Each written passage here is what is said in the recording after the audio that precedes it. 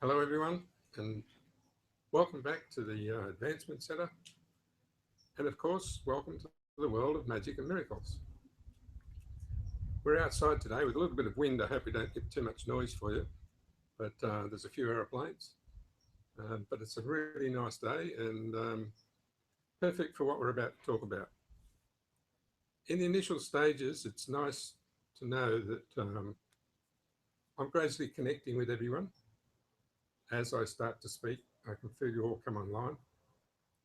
It's one of those things that comes with being in that area where nothing's happening, right in that spot where they call 0 point. But the only person who knows where that is each one of you individually. And it can't be done by any means except go there.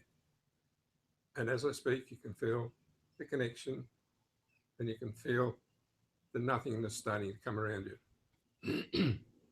One of the most beautiful things in being able to speak to people in this manner is that in the background of each person, there's an understanding that is only accessed in this way. And the comfort that comes with that understanding is something that everybody's longed for all their life.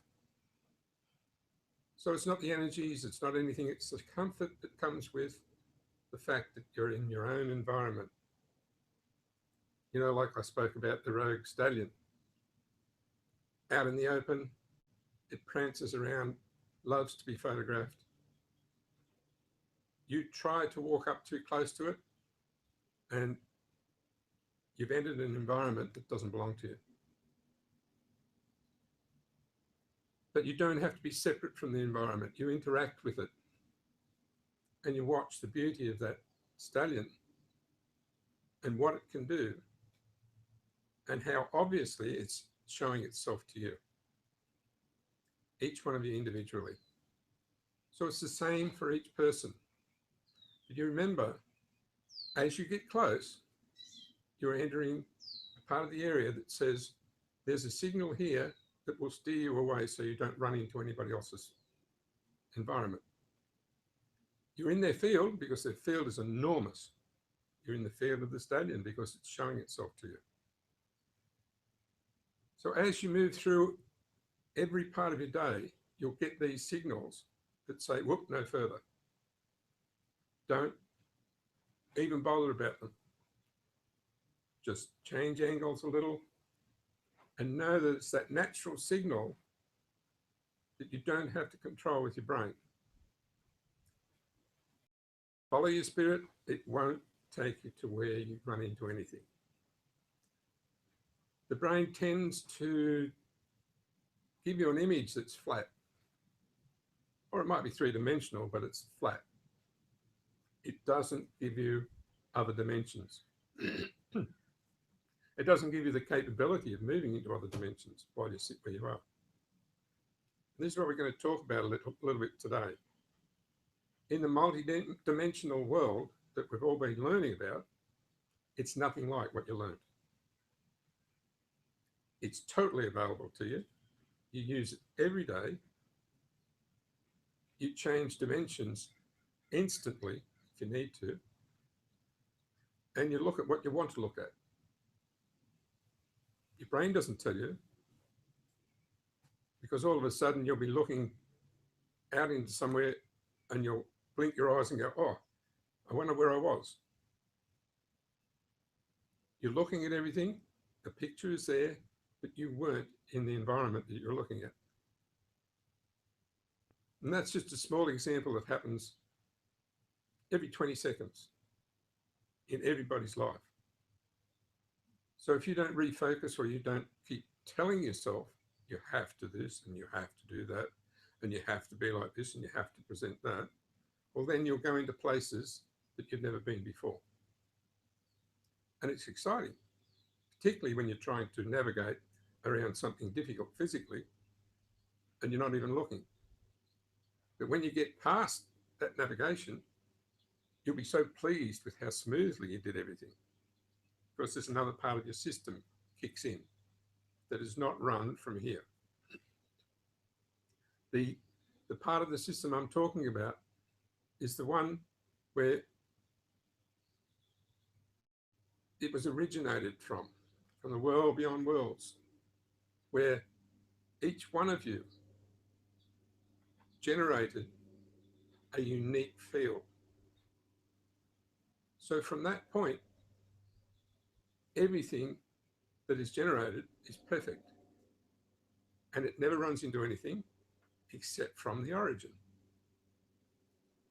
So if ever you want to see what anybody else is doing, you look from the origin. You can't see it otherwise. You only see a flat image of 3D that the brain represents. That's been satisfactory throughout the ages, according to what's written. It's never been satisfactory to anyone, because each time you go with that three-dimensional vision, you get unsettled and you run into one another and you feel angry with one another because your path is being imposed upon. And in fact, you're both off the wrong path. From your origin, your path is multidimensional, and it allows you to stop time, go somewhere else, experience something, and come back within a fraction of a second. And that's that daydreaming thing that you described from here. But looking from your origin, that deviation is probably almost a lifetime. And if you think of the tiny period before maybe you had an accident or you tripped up and you're about to hit the floor, that time between when it happens and you hit the floor expands so big that nothing else exists. And you wonder where time's gone.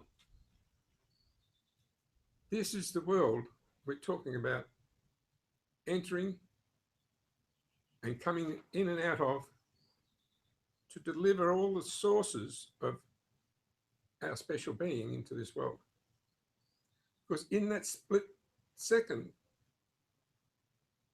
a lifetime that is different to the one you're leading now appears and shows you abilities that you wouldn't believe. It actually allows you to recover out of a fall, or to stop a ball hitting you in the head, or to have a child. It allows you to get through what most people think you could never get through. And it takes you to that special place where everything's perfect, even though it's in the midst of what we call a disaster. But that little glitch is what we have to study and look at and not analyze, and know that it is a really big opening where just about everything we can ever know is available to us. But we're not talking about knowing through the brain. We talk about knowing as an elevated being who can use all the facilities of other worlds in any world we like. That sounds a little way out, I suppose, but I can assure you it's not. And in the times, the special times where things have happened to you, you don't question it. And you don't even think about it until way afterwards. Like if you're about to run into a tree or something in your car and all of a sudden you miss, that part of the exercise took a long time, except when you find you passed it and it was a flick of the fingers. You might have been going 50 miles an hour, just missed a tree. That doesn't take long. But in the process, you lived a whole different world. You broke the scenery of the world that you're playing in. So if you can imagine you're on stage and your whole action is to move from one side of the stage to the other and say 5 words. In the middle of that process, if someone stops everything and said, we don't need your words, go to the other side of the stage, you'd be really disappointed. But you'd realise that that disturbance is the same as what happens in life. It's as simple as that. The director says, no, we don't need the words, we don't need you to fall over, we don't need you to run into a tree. We'll just stop the scene for a minute, let you move over, and we'll start the scene again. And sure enough, that happens to everyone. Now you're thinking somebody else is in control. Now there's a control system that belongs to you that you can actually work with, that allows you to have the right that you were given when you were manufactured, if I use that word, to be able to stop or start anything, to be able to access anything, and to be able to live wherever you want. Now, live wherever you want means more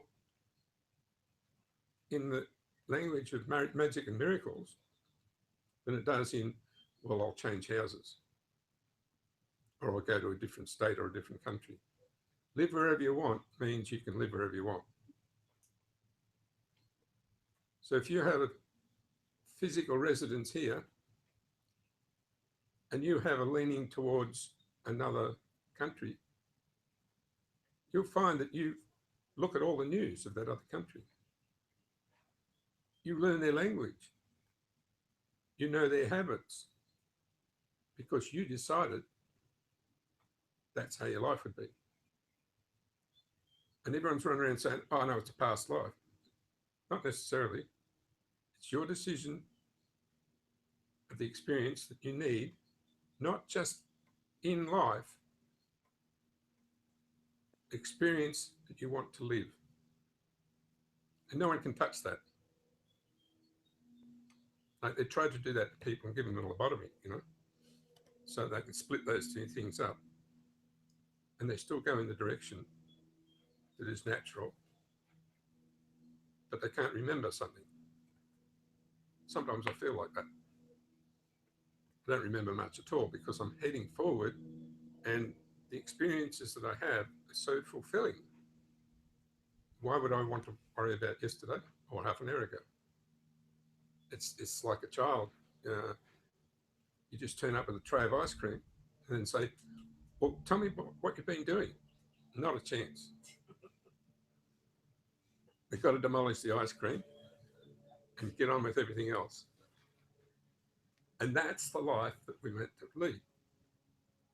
So when we talk about advancing, it's a little bit like turning the clock forward. So if you lived a half an hour earlier, what would you do? And you can do that. You can move your clock and live a half hour earlier than everybody else. You watch what happens. You're not committed to anything. It's already passed. And it will change your whole nature. That's how fickle the scene is that we're in. And those who live half an hour afterwards are so busy cleaning up that they run around after the garbage truck all the time. So we are balanced in our assumptions, but we're not balanced in our knowing. So we assume we're all here together. But I know that in a second, I could tell you where each one of you really are. Who is attracting your attention and who you're talking to. And you don't think you're talking to anyone, but you are all the time. You've had a child that won't shut up. They like a chatterbox because they don't have to be silent when everything's busy anyway. We were trained to be silent and then put to a position where we thought all this stuff in our head was crazy. But check it all out. It's not in your head. How many times do you turn around and go, what was that? Or you see something walk past and you go, oh, something went past, or somebody, or what's that smell? So the combination of the multi-dimensional way of living and the assumption that we all live in the same place makes it all correct, but you can't see it all unless you go back to your origin. And you go back to your origin in an instant and go, oh, that's better. That's easy. I don't need any direction. I don't need a path. I don't even need to know what I'm going to do because I'm just following what I already know. There are many arguments that come from all the assumptions that come out of anything that seems to be different. But the key to it all is it's only different to what somebody else said. It's not different to what you know. Never is. It's different to a standard that somebody decided they would set on you. If you saw the person who wrote the book on how things work, you could say that doesn't work for me. But we don't get that opportunity. But I honestly say, if you did talk to that person, they would say, well, I only wrote about my experience. I don't know who said that it had to be yours. So there's grand scope for us to talk about our experience, providing we can see it's never the same as anybody else's. And so everybody's book is perfect. Everybody's book's a bestseller. Everybody's chance at life is not even a chance. It's there. And you can't share any of that with anyone. You can share the result.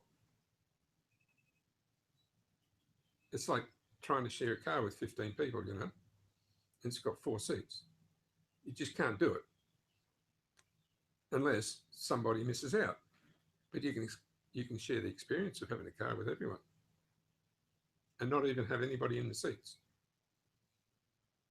Because what comes from you as a result of the fact that you're really happy with having a car is what thrills everybody. Ah, I just had a lizard run up my leg. They get friendly when we're talking. So you can also see there that was an interruption that none of us expected from a world of a little lizard that decided to attract my attention. And they normally don't do that. So as an example of the multiple inputs, there's one that just came out of nowhere. A tiny fraction of all the world can change your life in a second. Just like the bird the other day that I spoke about, where the hummingbird flew straight at me and sort of said hello and flapped its wings and gave me the vibrations and came and stood up for a little while and then flew away. All these things in your life are there for the same reason as you would distract a child. If they're sitting on the ground and there's something there that might cut them, and you didn't want them to move, you'd say, oh, look over there. And while they turn around, you go and you clear the stuff out of the road. And they look back at you like you're strange, and you don't say anything, but it goes through them, what was that about? There's no answer except your safety. So if you're drifting into a focused area and your energy is high, you'll be distracted because you're very powerful beings. If You focus in one place at one time, you'll burn something up, or you'll blow it up, or you'll blow some person up that you're thinking about. So a distraction is marvelous. It's just one of those things that comes to you to make sure that you don't get too focused. Because you're multi-dimensional beings, you imagine the thousands of dimensions, hundreds of thousands of dimensions just around us now. You stop scanning, man, what's going to happen? It's like on a Ferris wheel, it stops, and they don't dim the lights. The light that's the brightest pops straight away. So you'll focus on something and pop it straight away. So there's nothing to do about that except to know that a distraction's fine. It might blow your mind, but it's done for your safety, just like a little child. And it's not done by anyone, it's done by that massive control system that put you together to start with. Knows everything about you, everything you're going to do, and even though you're in total control, you're in total harmony with it. So our definition of control is being able to change something. The Creator's definition of control is to be in harmony. And you control the harmony. And you follow your spirit. And you get excited because you're doing something that's not written down that you have to do. And it's a natural movement in every way you can consider. So one of the things that comes with all that is the magic of miracles. And we haven't spoken about this for a while, but I spent a lot of time instilling those words into the world. And now everyone talks about it. And everyone enjoys the magic and the miracles that happen around them. But there's much more. The miracle of being able to enter that little gap before the accident and open a whole new world.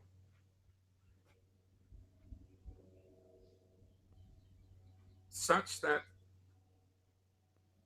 magic floats everywhere. And the fact that you can enter there indicates that there's a possibility that you can actually affect the physical by being there. Because the physical has always changed every other time you've been there, by force or by accident, or by miracle that you had nothing to do with. And the fact that you didn't have the accident that you were supposed to have because the scene changed means that, wow, if you can get in there, you can have everything run perfectly and everybody okay in an instant that seems to you like 100 years. So in that world, there is no relativity. So it's a bit like what they talk about in space. There's no resistance, so therefore you can get from this place to that place in fractions of a second or less. Or in fact, the way it is in that area, in that space, is there's no time delay. And in fact, you can get there before you started. And that's where your brain goes, oh, what am I going to do with that? And it can't do anything with it, because as soon as you use your brain, you've lost it. But you can actually step forward without shifting your body. You can step forward and you're in that space. You step sideways, you're in another dimension. You step this side, you're in another dimension. But you step forward, you're in that space where you're leading the wave, where you're leading everything about yourself, about the world, about how it works, about what a dimension is, about your physicality. It all comes to zero there. And that's what happens if you're about to have an accident. You leap out of your skin almost. And you go forward and you give up everything. You think that's it. The world changes. Because you stepped, it feels like you're stepping through a hole. The hole closes and a new scene comes up, which is a little bit ahead or a little bit behind. And in fact, it's ahead, even though you think in this world it's behind. Because what's coming to you is what you've done, or what you expected. In this world, what's coming to you is what you actually step into.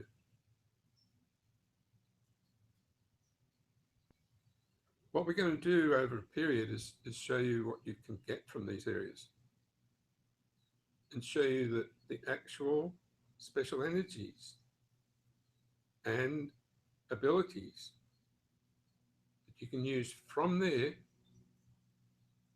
to enhance the world. You can't be there if you're not enhancing, because that's what stepping forward is. You give up the pictures you have of yourself. Take off all the overcoats that says I'm a lady, I'm a man, I'm a this, I'm that. Like when I go to the beach, I look like this. When I go to the office, I look like this. You know, all those disappear. And when you take all them coats off, you've got nothing to present. So your natural being presents itself. If that makes any sense at all, grab it, because it is the most simplified version of the elegance of your being and how it feeds itself. And it presents itself naturally if you don't have that overcoat that says I'm this. And it's got nothing to do with your brain, because, you know, if you put on the overcoat of a thief, you've got lots of things come with it. Put on the overcoat of a brilliant actor, you've got a real lot of things comes with it. And you have to accept them all. And that's why, as you're growing up, you decide what modifications you'll have to the coat you got on. Then you work for the rest of your life to try and fix them. It never works. Because you made a decision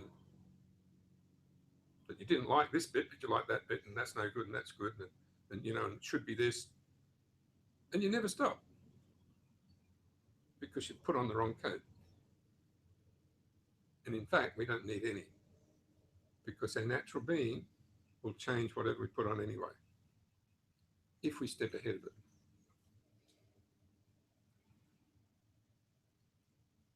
So I think we're getting close to a break, but I want to just leave one little thing with you that is pretty important. Unless you decide to live on that elevated platform of living, where everything is above anything you can consider, well, then you don't have access to yourself. So thanks. We'll come back again soon. And we'll now go to a break.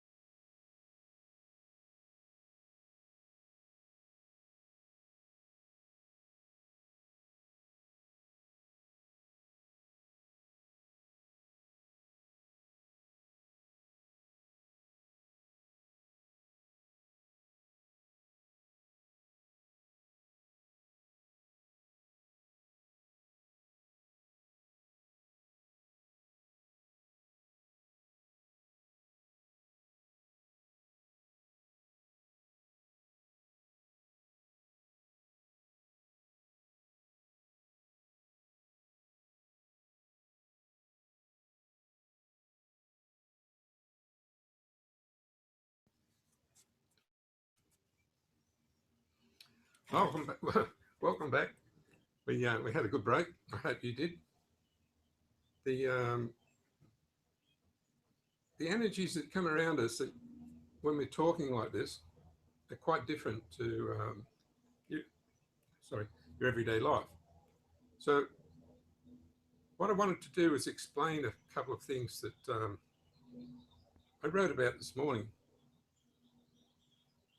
In the development for the future, we're about to reveal what happens with the interaction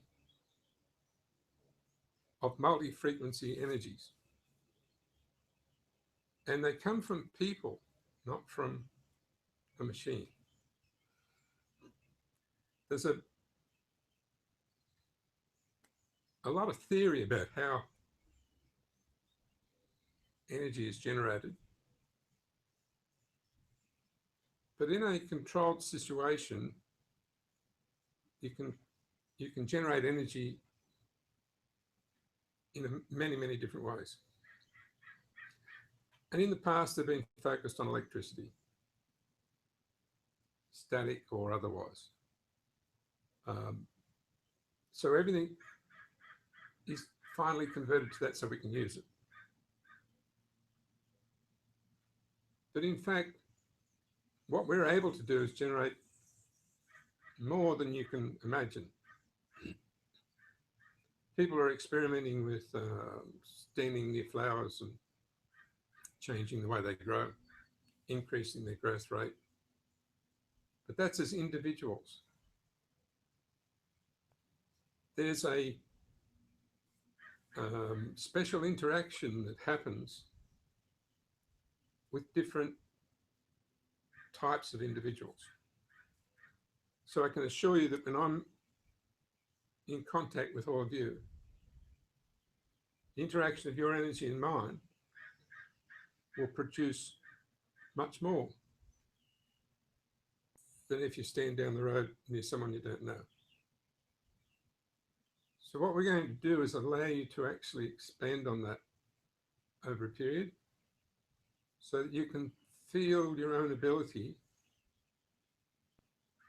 in a field that's capable of holding it. The thing that's been missing for most people is that field that can hold their energy and let them generate beyond their own recognition. There's been a lot of work done from outside the world to actually stabilize the electromagnetic field. And I'm part of that. So when I sit in here, I can stabilize many things, right down to, illnesses. I can stabilize the vibration. I can stabilize what's being fed in and out of the person. And in the past, I've been very careful not to impose anything on anyone just because they wanted to go through a particular experience. But where we're going now, there is no such thing as imposing. Once you step forward into where there's no interaction, we are catalysts for one another. Just like a rotating machine, electric motor, the middle part that's got the coils in it doesn't touch the outer part that's got the coils. It's in proximity, in correct proximity, and so it can either be driven by electricity or it can make electricity. We're unique like that, and we can generate ourselves electricity, massive power, forces that you wouldn't believe.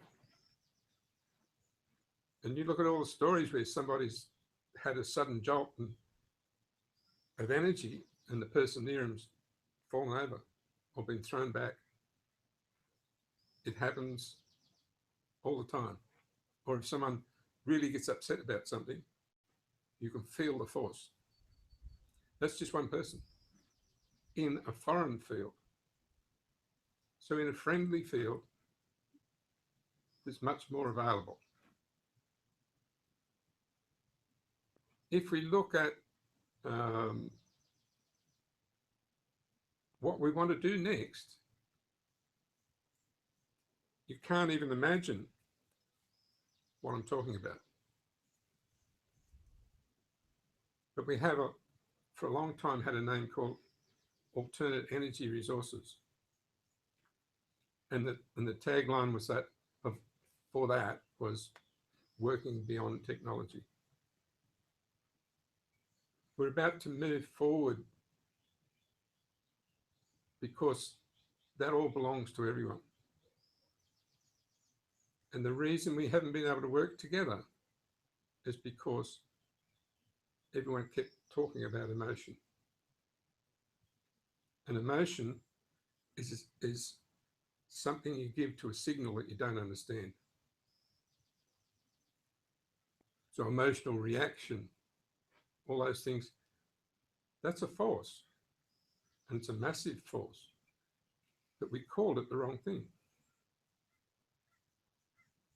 If we direct that correctly, get rid of the name,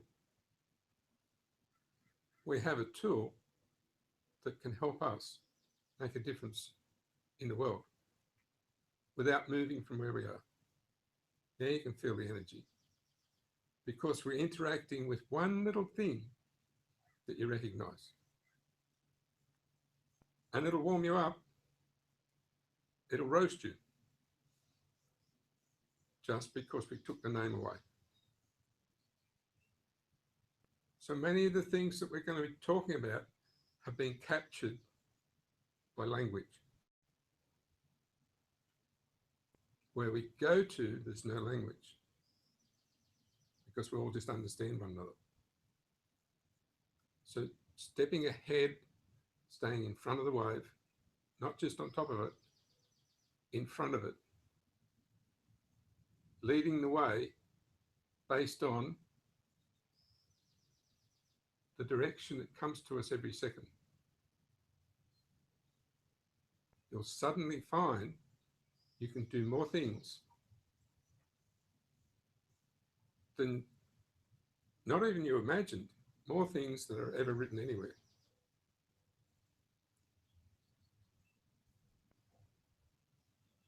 Now that we're in a position to actually be of assistance to one another without even being in one another's world, it's going to be really easy to just visit whoever you want in any second because you're doing it anyway, and actually moving your focus to that point. And I often do that, and people see me. In my field, you'll be able to do that. I don't have to be around. I'm just on Earth. But as soon as you feel that field, you'll be able to do exactly the same thing. And it's not a matter of you have to assist anyone. It's a matter of, at times, when your presence is needed, it's there. As simple as that. And the simplicity is, there's no effort. There's no method. It's just, when you're ahead of the wave, that's what's available. We've got a couple of aeroplanes coming past today, so there's another disturbance that's there to stop us focusing on something that we don't need to focus on.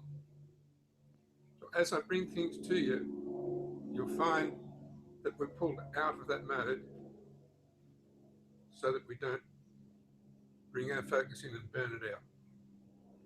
You still have to be everywhere, and you still have to have that feeling of the multi-dimensional being that you don't even understand. If at any time you needed to focus on the trees out there or on the traffic in town or on a family member somewhere else, or even what they're eating in the airplane, It's not hard at all. And you didn't move, and you didn't do any practice, and you didn't actually maintain any position or even consider anything. And that's because we're in that place where you don't have to. The elegance of everybody's being is all you have to follow. And in that elegance, you're not even interested in the interaction. You're interested in the elegance. You're interested in the feelings that come because of that interaction. And they don't even have to be in your presence. So now we've got off onto another angle. I'll just switch a little bit so that we don't overdo that, because it takes time for the human anatomy to actually take on anything without beating itself up. If I feed you too much, you'll find that you'll just feel like you've been run over by a truck. And you'll get up tomorrow morning and go, wow, what happened to me? But in fact, nothing happened to you. Your body just goes through that because it's decided that it doesn't want to change direction. And the direction it's been in is, well, if I can sit down and do nothing and not do what anybody tells me, I'll be happy. But in fact, it's not that way. Those things disappear as soon as you get beyond the limits of your own being.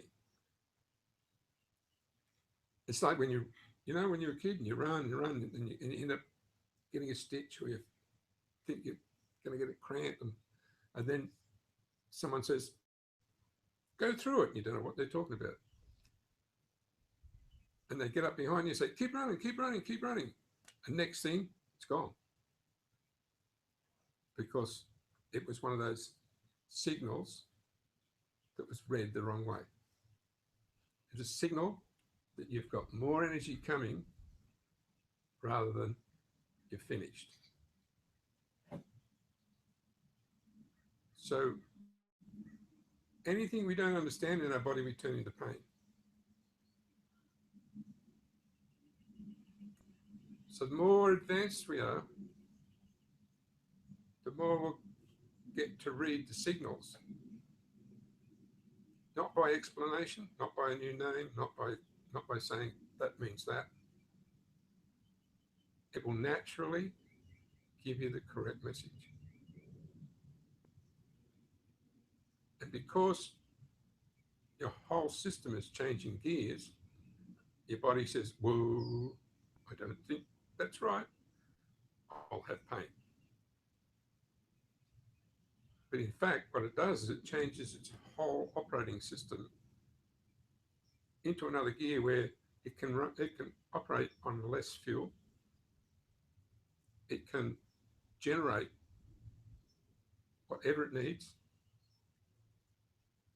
and you don't need to stop and have water or anything. It'll do it. And in fact, I did some experiments with a lady who was an athlete, ex-athlete, and she wanted to be able to run again. And in fact, she was a doctor, so she knew all the ways things were limited. And I managed to get her to run. And she was worn out, of course. I said, well, how about we change that? And she looked at me strange. Said, but I've just run 400 yards. I haven't done that 10 years. I said, well, how about we get you to sprint 100 yards, stop, turn around, take 2 steps, replenish yourself, do it again 4 times. And she nearly died. But we did it. And at the end, she was so elated, not even breathing heavily, and ran record times. The only complaint she had, when you're pulling me along, just come down a little bit because I felt like I was tipping over all the time. So the energy that we project to one another, we can use to assist in movement. And I actually increased the speed just by moving my energy as I was watching her on the sideline. It took a while because I had to do the reverse to prove to her that I was doing it. And she was really upset to run a time that was so slow. And she worked so hard. And I said, all I did was just pull back on you. And the funny thing is, we do that to one another. If you're walking down the street, there's those people that have to get in front. Not pull back, pull back, pull back, pull back, and you just hang back a bit, and then they're in front, and then they will push you back. We can all do that to one another. But that's just in this small part of this physical world, to show you the interaction that you have on one another without any support at all, without any harmony, without the energy that allows you to generate that force to its ability. So can you imagine what you could do with the right force around you, with the right energy around you, to allow you to use everything you've got to do exactly what you want? That's where we're going. And I can demonstrate most of these things without doing anything to anybody right now, and without taking you into the right place. But what I'd like to do is, in the long term, allow you to use the energy that's around you, that belongs to me, for your purposes. Now that sounds a little bit crazy, but I've shown that many times. I've said to people, use my energy. We can get up the hill, but use my energy.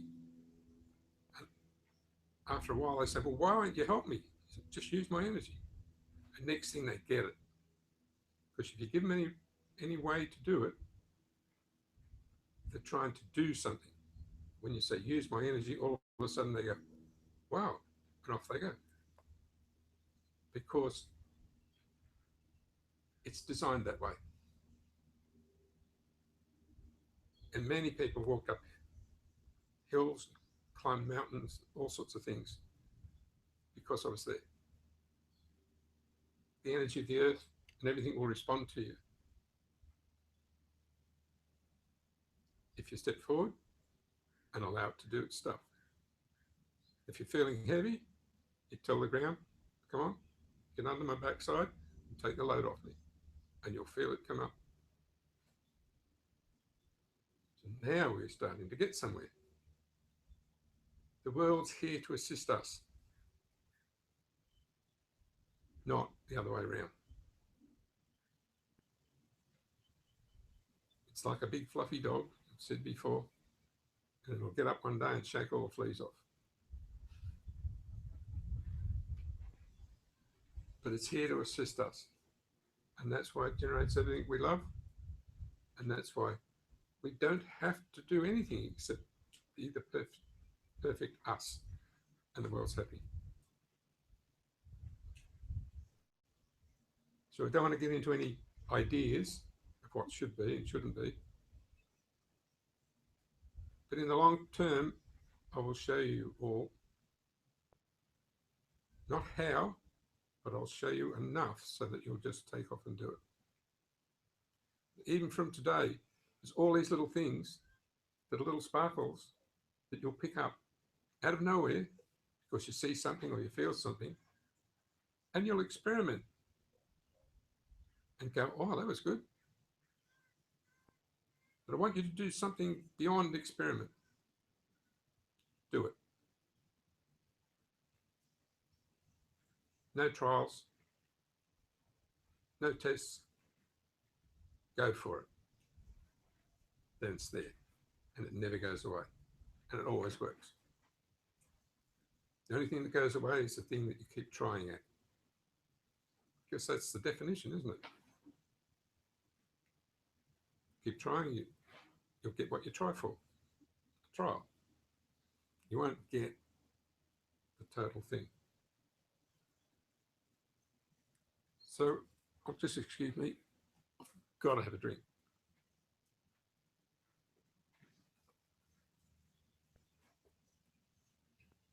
So once we look at what we're trying to do, we're in that same mode, trying. So I'm not going to look at that. I'm just going to keep stepping ahead, revealing things, bringing stuff in from other places, opening dimensions, allowing you to feel the channels that have been provided for you today. And I'm not going to look at anything, because all we're doing is the same as somebody trying to build something. They walk around and see what they can use. You know, you want to make a dress, you want to build a house, you walk around and see what's available. So what you're all doing is walking around and seeing what's most suitable for your being. And many of the energies, many of the resources, and many of the anomalies that I bring to you will apply in a different way to everyone. And each time you look back on what we've said, it'll be different. Because at that time, it's like the big garage full of junk, you know? You go around looking for one thing, that's all you see. You go back again, you're looking for something else. You don't even see what you saw before. And this is what this is all about. Providing the assets or the food to the system that controls all systems, which belongs individually to each one of you. So in closing, all I would like to do is allow you to lift your energy just a little more, so that at least the effects of your body won't show tomorrow. Okay. Thank you so much, and we'll see you again next week.